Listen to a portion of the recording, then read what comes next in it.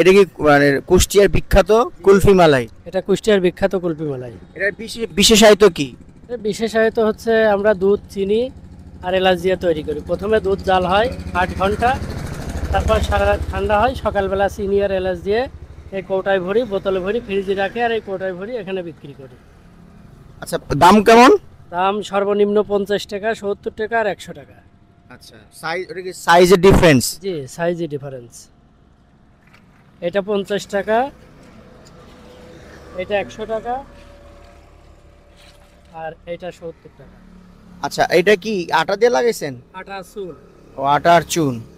এটা জিনিসটা অনেক মানে ভিতরে টাইট থাকে না? আচ্ছা, একটা খুলেন।